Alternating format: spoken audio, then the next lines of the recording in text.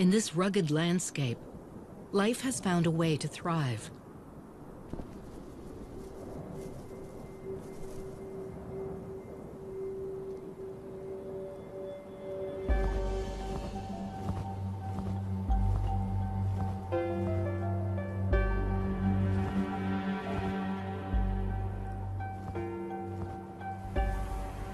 Winter is over, but a final blizzard forces itself onto the first days of spring. The locals here are accustomed to extremes. They've adapted to survive where others cannot. One in particular, the greater sage grouse, is found nowhere else. Despite the late snow, the lone performer begins his spring ritual. Instinct tells him it's time. His story actually began 3 years ago with his father on a nearby stage. He's not alone. Males from across the range are arriving to spar for female attention.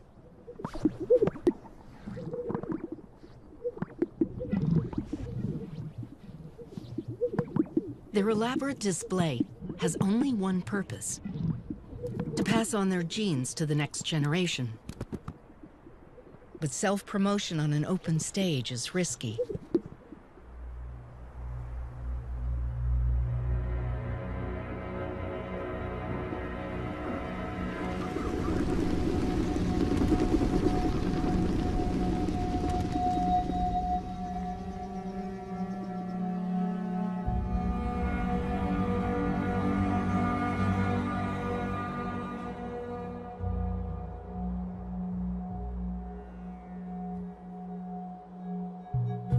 This is the heart of the West.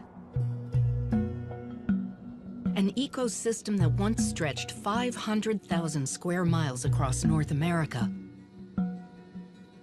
Today, only half of that remains. At altitudes above 3,000 feet, it's considered high desert, a place of scarce water.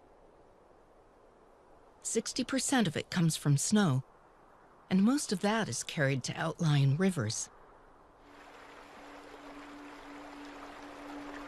As the days lengthen, temperatures rise, and a transformation takes place.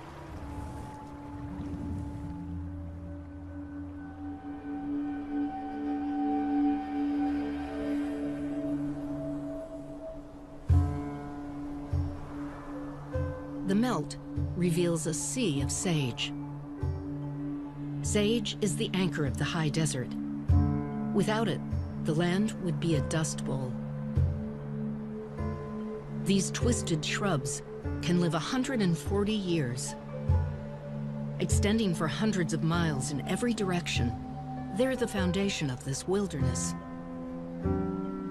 The wildlife here has evolved with the sage for over 2 million years.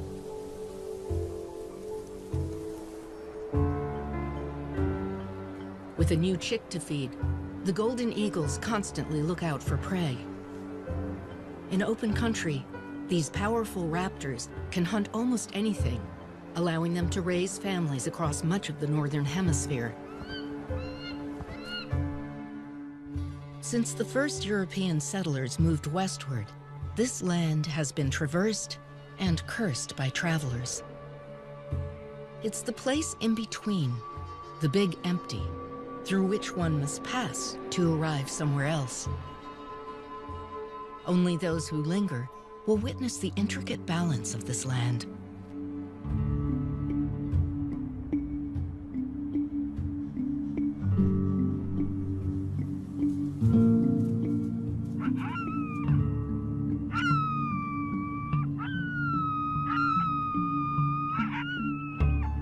The sagebrush steppe is a geological masterpiece. These basins were shaped and lifted by the same forces that built the surrounding mountains. Today, ridges protrude like islands. The rocks, carved by eons of erosion, provide a perfect nesting perch. It will be months before the chick can fly. For now, she watches the world from up high.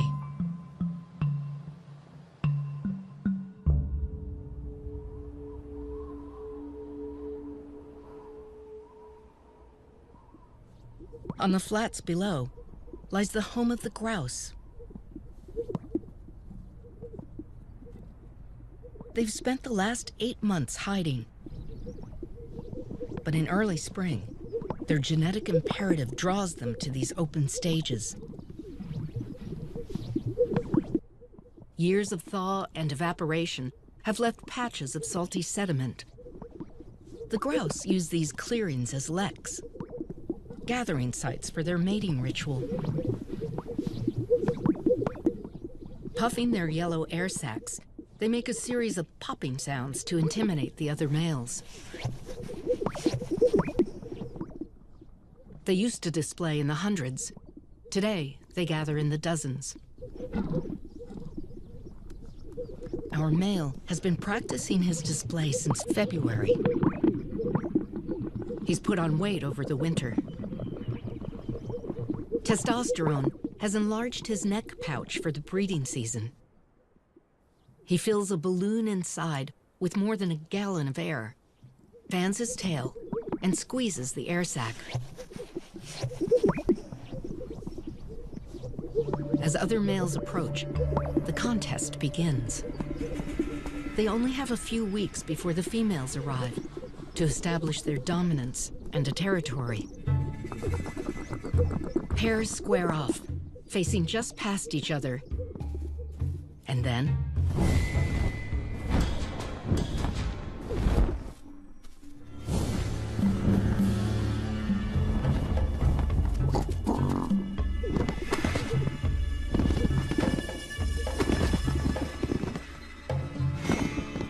fights are ferocious and frequent. Males battle dozens of times a day. Serious injuries are rare. Mostly, it's a battle to exhaustion.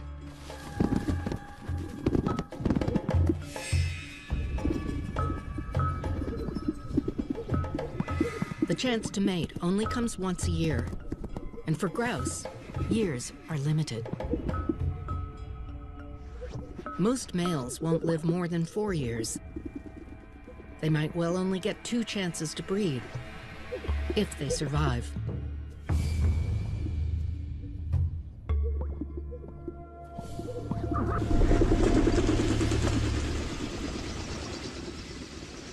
They'll be back at daybreak. Survival is pointless without offspring.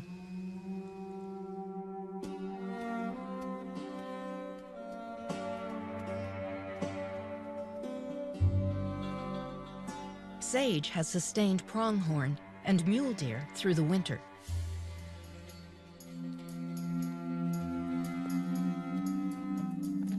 With the melt, the deer head off to their summer ranges in the mountains. Pronghorn migrate within the sage. These antelope are the fastest sprinters on the continent, adapted to outrun the American cheetah. The cat is long extinct, but the pronghorn still run. They've been here for millions of years, unlike some newcomers. We're actually latecomers in terms of evolution, and many of us have failed to last in this exposed environment.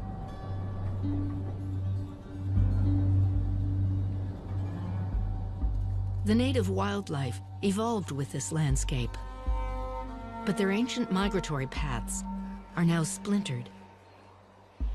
Mule deer, adapted for life in the mountains, can jump smaller fences. Pronghorn evolved on the open range with few obstacles. If there's no way under, they must leap.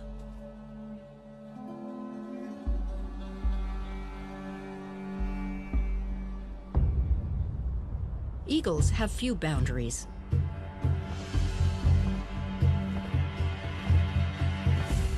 The parents are now hunting for 3.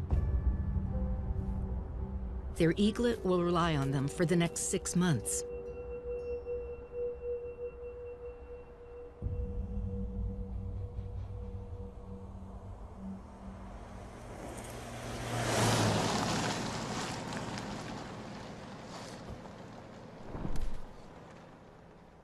Roads turn the mule deer migration into a windfall for eagles.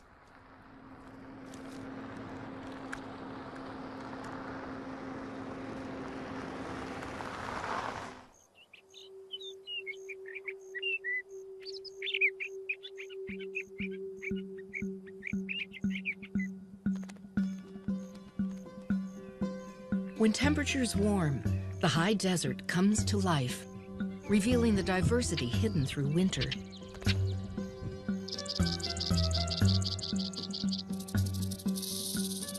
Hibernators surface from below. Prairie dog families excavate new tunnels, preparing for their pups.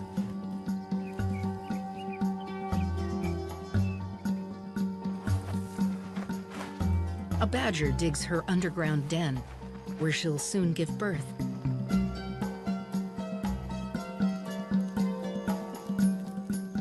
Short-horned lizards emerge with the ants. The timing is critical, since ants are their sole source of food. And jackrabbits have shed their winter white, confirming that spring has arrived. The sage sea is filling with new life, and everyone is hungry.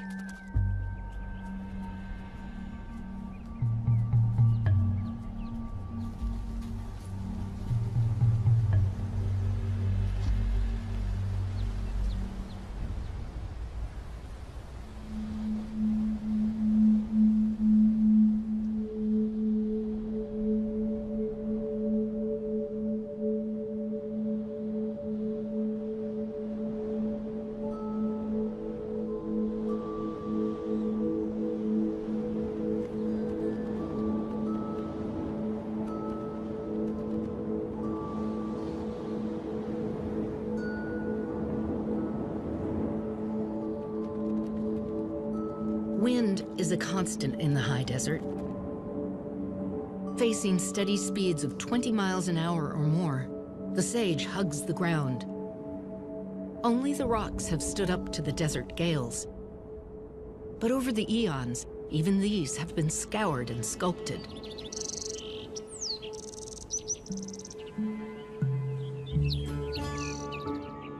Each year, migratory birds fly hundreds, even thousands of miles to raise their young here. They synchronize their arrival with the emergence of insects. Some return to the exact same spot year after year, finding their small crevice once again in this vast expanse. For cavity nesting birds, rocks are the trees of the desert. Bluebirds use holes like these in place of hollowed trunks. Despite their brilliant blues, females pick their mates, mostly for the quality of his shelter. The tiny American kestrel is the only falcon in North America that uses cavities. With their ultraviolet vision, they track rodents by following their urine trails. Rock wrens nest between stones on the ground.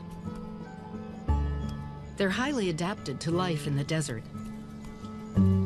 Like many other desert dwellers, they get all their water from the insects they eat.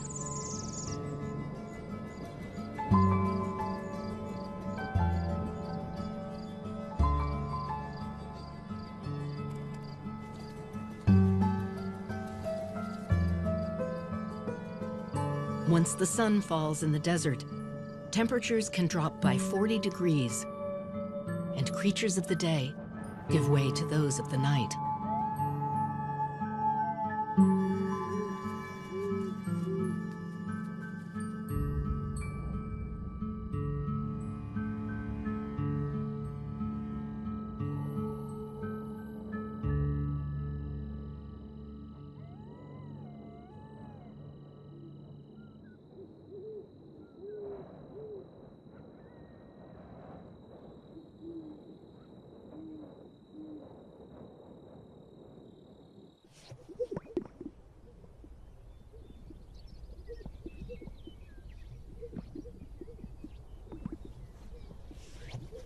At daybreak, our male is already at the lek. He's been here every day for the past 3 weeks. Weaker males have dropped out, leaving only those with staying power. He takes his place on a small rise, a spot he's fought hard to secure.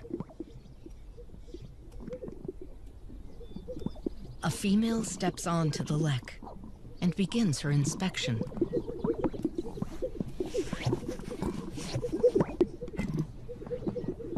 The males inflate, tails spread, but beyond displaying, they're powerless. It's the female who holds the cards. To a spectator, males might all look alike, but the females can clearly distinguish. Just what they're searching for is not altogether clear. Is choice based on looks or sound, stamina and strength? Despite decades of study, the jury's still out. We do know that successful males display precisely and repeatedly, taking their cues from the females. They know not to be too aggressive and to mount only when invited.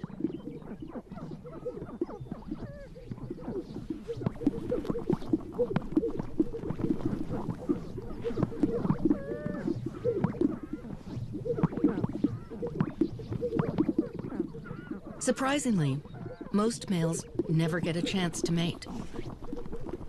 Nearly all the females select only 1 or 2 males on the lek each year. In fact, 3/4 of females often choose the very same male. Clearly, they see something they want to pass on to their offspring.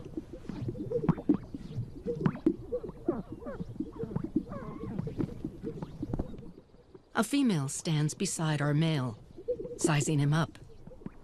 She approves and gives her solicitation display. The best males can mate, fight off competition, then mate again, all in under a minute. Scientists recently counted a single male mating 37 times with 37 females in 37 minutes. Once they've bred, the hens have no further need for the male. They'll raise their offspring alone.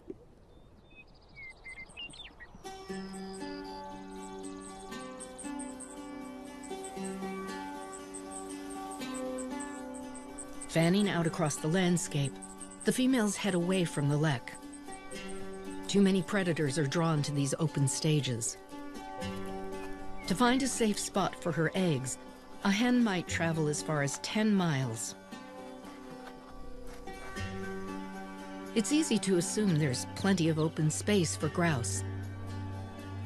But here in the desert, resources are scarce and far apart. Grouse need to track down food, water, and shelter, which could be 30 miles in any direction. This first-time mother has much to consider as she searches. She needs to build her nest away from rocks or fences where raptors can perch. And she needs cover, a place well hidden by sage, and grass. Grass also acts like a sponge, holding water for the smaller plants and insects that her chicks will eat. Here on the range, grass is in high demand. For millions of years, bison fed on these grasses. Today, livestock graze. While bison roamed freely, livestock is managed, moved from parcel to parcel. If allowed to overgraze, the grasses take years to recover.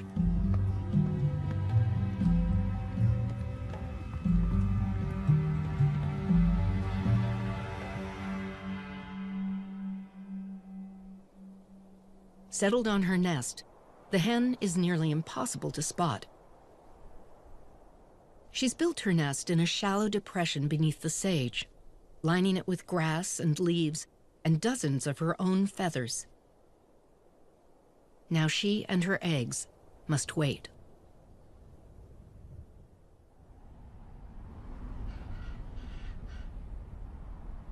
Unlike grouse, ravens are adaptable, nesting in a variety of places. They typically build on rock ledges and in trees, but they also take advantage of man-made perches, like windmills and storage tanks. They can eat almost anything, including human garbage. Their ability to conform gives them an edge in this changing landscape.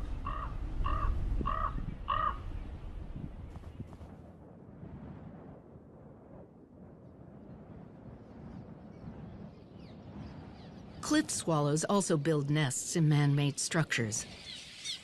But here, they nest in sandstone cliffs. They've just arrived from South America, returning to the same spot as last year. They're hard at work on their hanging village. Males and females work together, mating during the process. They swoop down to the river and fill their mouths with mud, then return to their nest. With a quivering, they add another brick. A new home requires over 1,400 trips to the mud.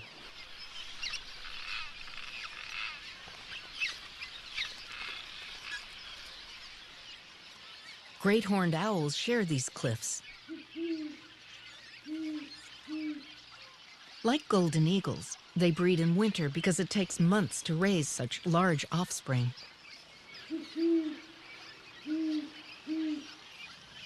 Chicks need to learn how to fly and hunt before the first snow. They're the most widespread owl in North America, since they nest almost anywhere. They also adjust their diet to their surroundings. Here, they hunt the sage for rabbits, prairie dogs, and birds.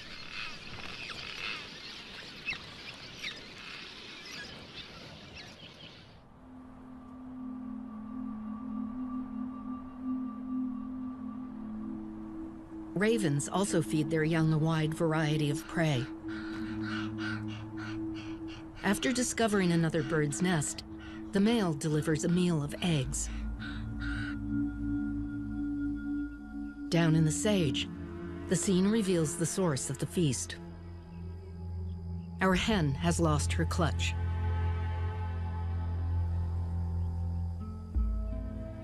"40% of grouse eggs are ravaged before they even hatch. There's nothing a hen can do but move on. She can wait for next year or try for a second clutch.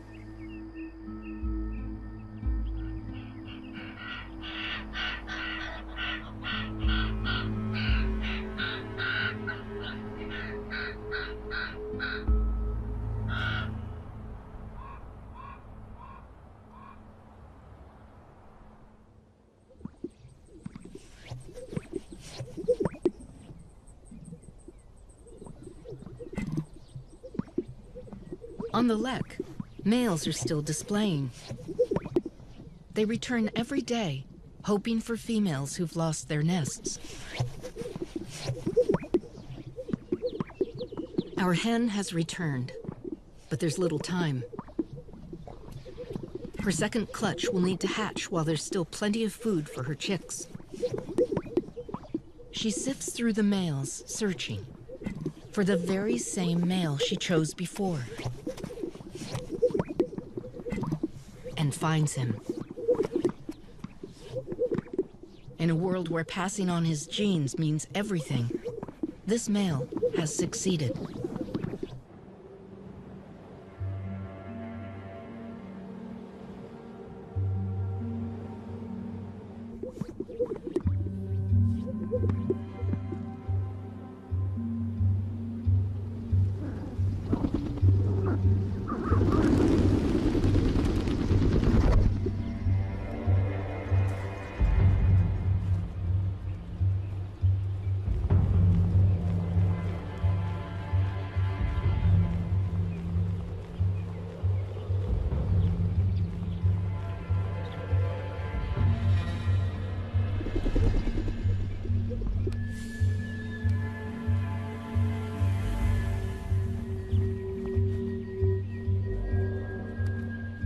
The success of a male grouse is not measured by his years, but by his offspring.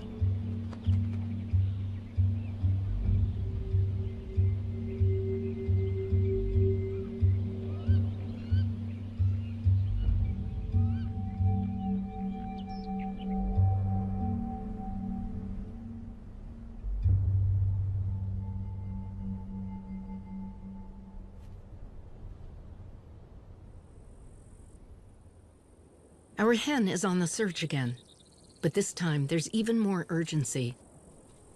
For second clutches, nature makes up for lost time by shortening the gestation. She'll start laying in just a few days. She scans the landscape. To the untrained eye, it's an ocean of gray-green. But to her, there's nuance in the sage. Subtle distinctions in the grasses between the brush.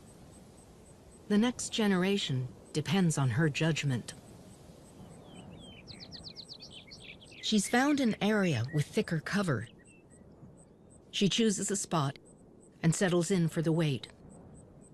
If she's chosen well, she'll hide here for up to a month.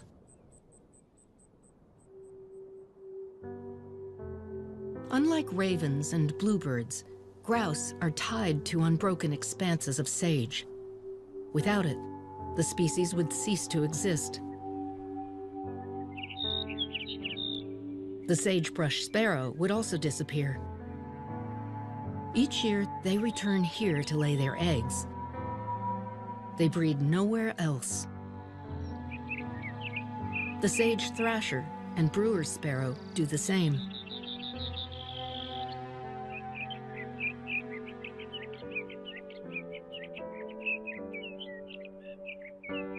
Though their songs are beautiful, their feathers are drab to blend into this landscape.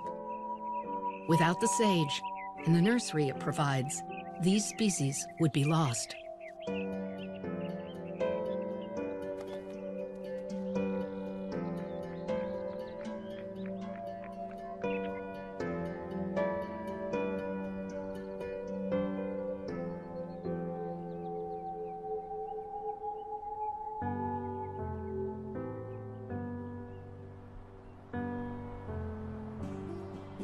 Sagebrush is a nursery for plants as well.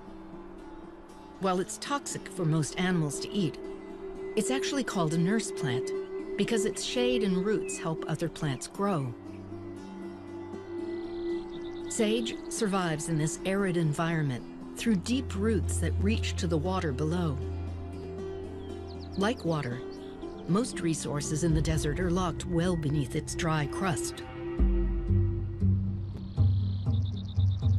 Coal, uranium, gas, oil. We've drilled down like deep roots to tap these resources.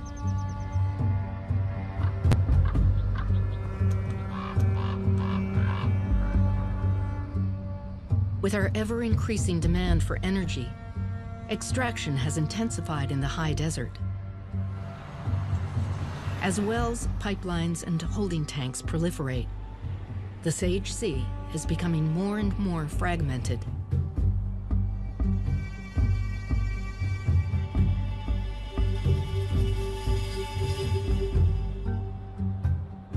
This one gas field was once a migratory corridor for pronghorn and prime habitat for sage grouse.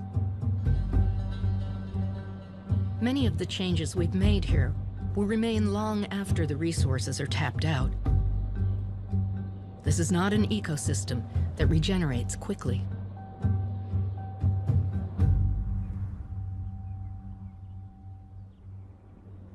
The hen has laid 8 eggs, a full clutch. For the next month, she'll rarely leave the nest.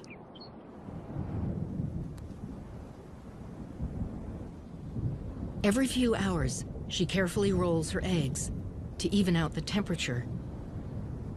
It also prevents the chicks from sticking to their shells.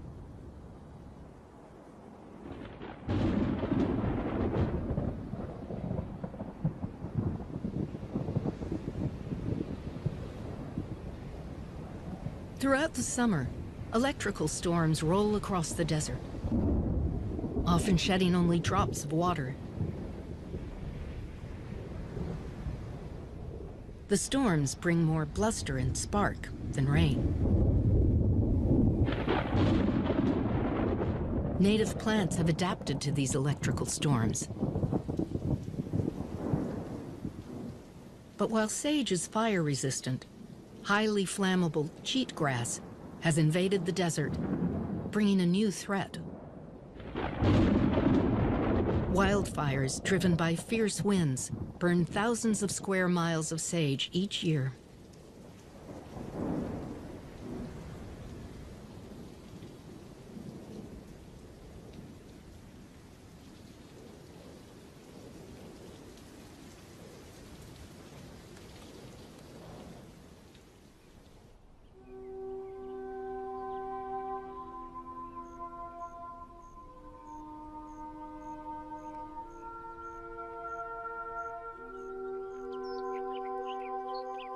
After the storm, neighboring thatching ants repair their roof.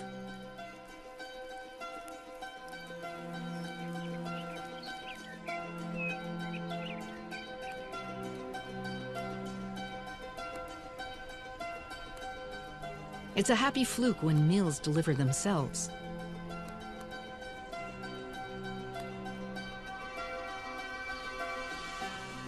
A burrowing owl stands sentry. She and her mate guard their nest, a repurposed badger hole.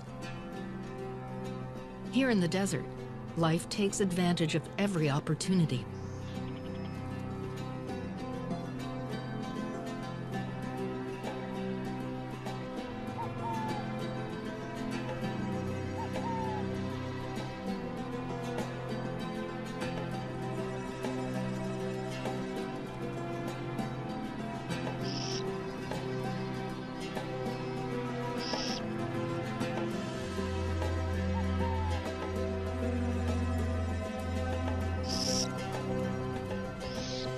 Weighing only 5 ounces, they're tiny for owls.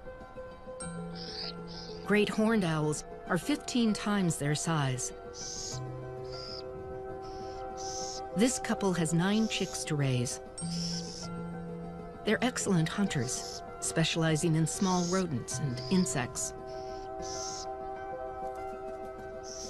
With this many mouths to feed, the parents hunt both day and night.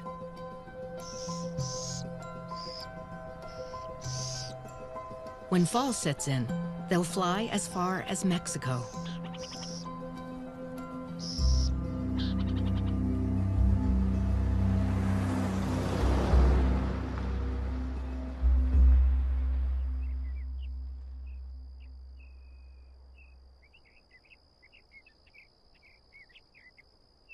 It's been 24 days. At last, there's a sign of life from below. The first chick peers out and snatches his first meal. Less than an hour old, he's already able to feed.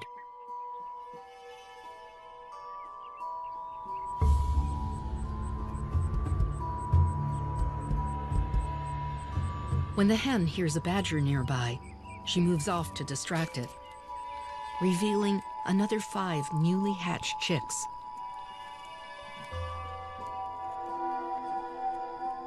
They're at their most vulnerable now, still wet from the eggs.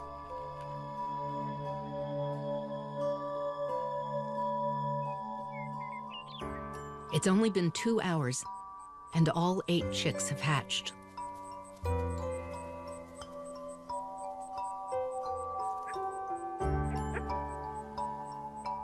The moment they can walk, they have to feed.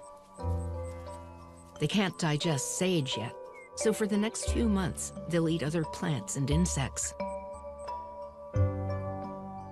For their safety, as soon as they're dry, the hen leaves them away from the nest, for good.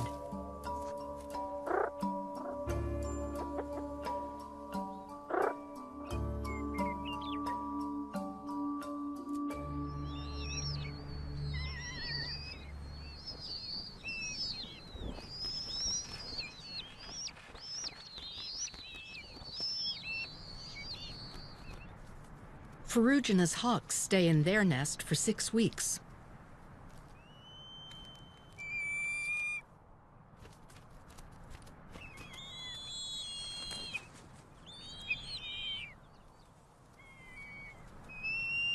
Their parents harvest a steady stream of prairie dogs and ground squirrels from the abundance around them.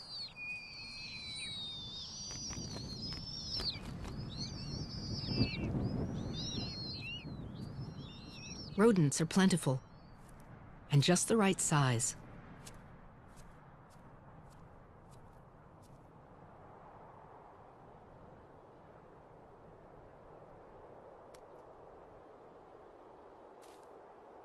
Now 6 weeks old, the eaglet needs much larger meals.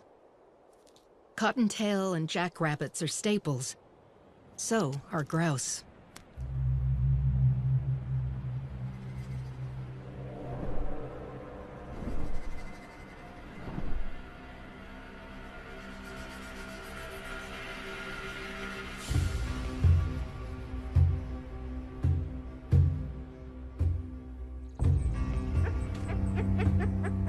Sensing danger above, the hen gives a warning call. Instinctively, the chicks take cover. She moves off, away from the brood. They'll stay put until they hear from her again.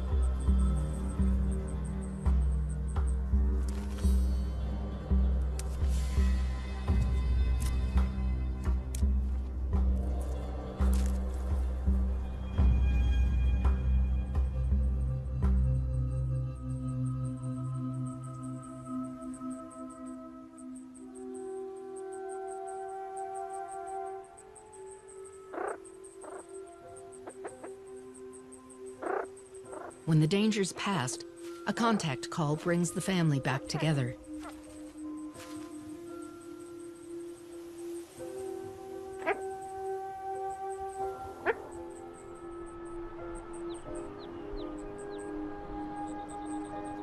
For the next month, they'll forage constantly. In a couple of weeks, their adult plumage starts to come in. Soon, they'll blend in with the grown-ups. As long as they can find food, they'll stay in the sage.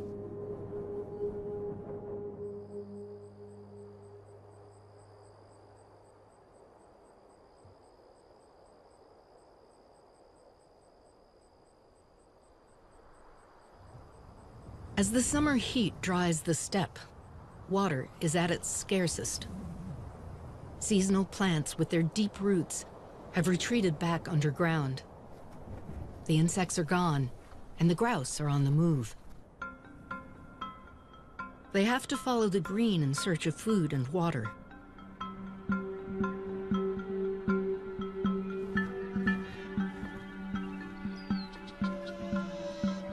Natural wetlands are scattered across the high desert. Like ribbons, small streams trickle from springs, creating marshes. Wetlands are a green magnet for wildlife.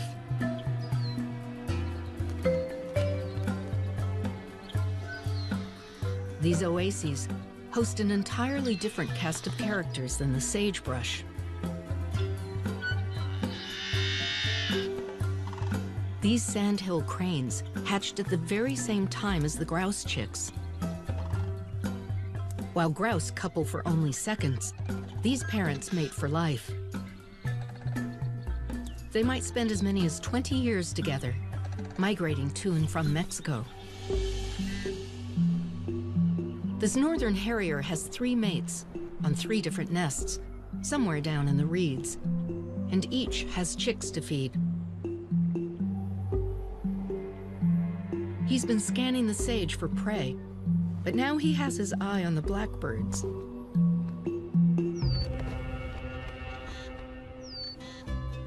Red-winged and yellow-headed blackbirds defend their territories with a vengeance. Their eggs lie hidden in the grass below.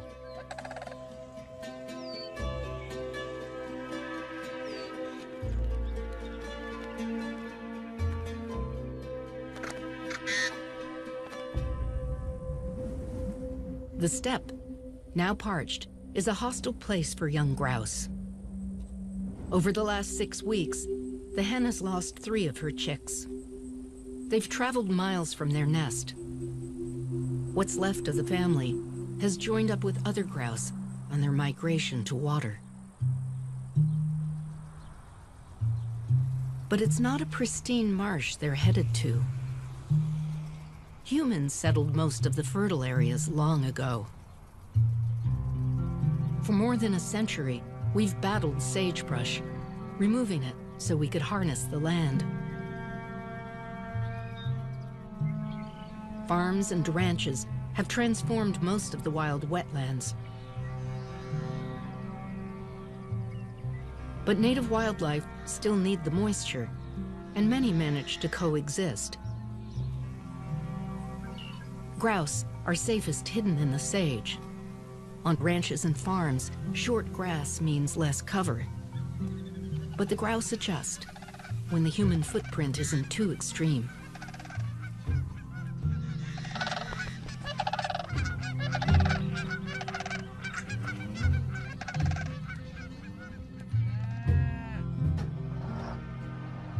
These wetlands once supported thousands of grouse.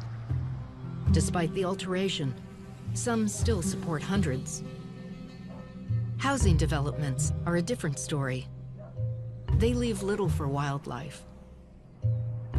Parts of the high desert have become some of the fastest growing areas in the United States. Wide open habitat is quickly being portioned off, transforming the big empty.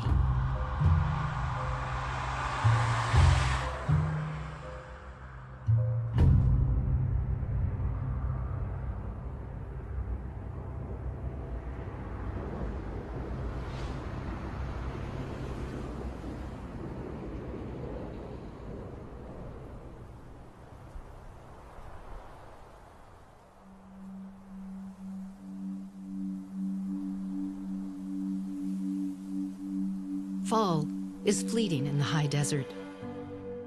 The days shorten, temperatures drop, and creatures take their cue to migrate. The rock cavities, recently full of life, are now empty. The songbirds have headed south for the winter. The eaglet has finally left the nest. She's still testing her wings. The marshes have browned, and the grouse are headed back to the safety of the sage. The chicks are old enough now to eat its leaves. This will be their only food for the months to come.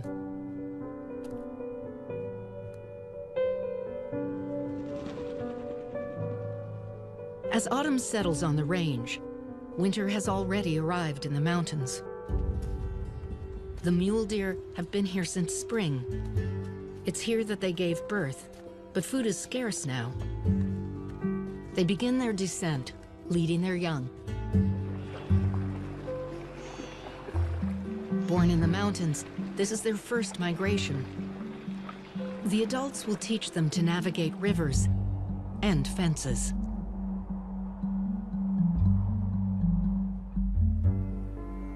They return just as the first snow falls.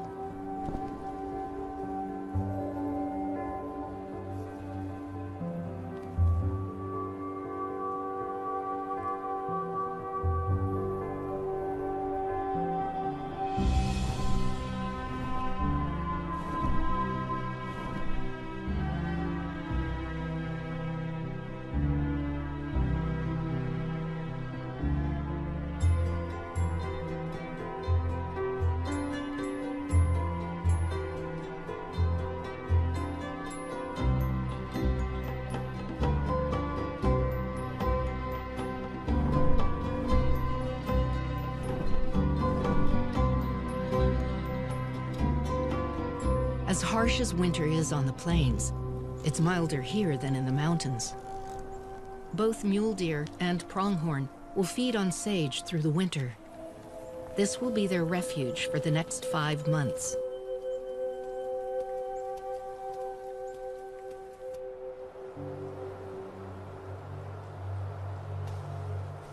Half of the grouse born this year didn't make it through the fall. 3 of our hen's chicks survived. While winter looks brutal, it's a time of plenty for the grouse. They'll shelter in the sage and grow stronger on their diet of leaves and snow. In this way, the seasons pass, just as they have for hundreds of thousands of generations.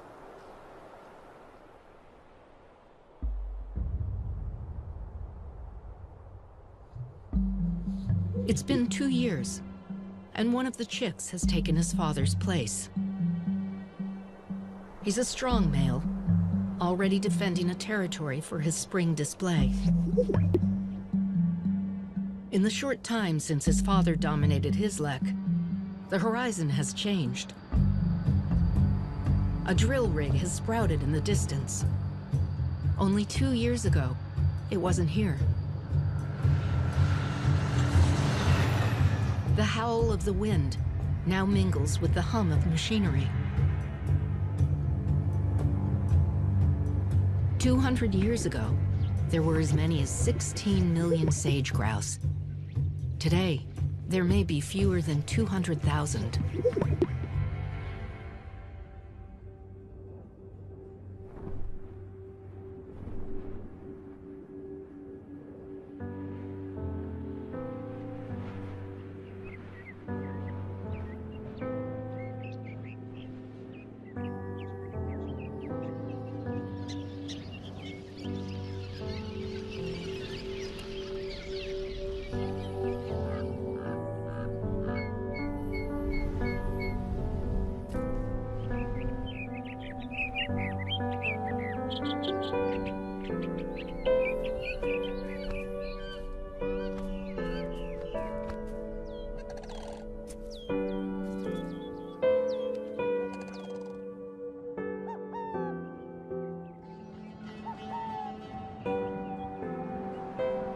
This land, which might at first appear empty, is far from just a place in between.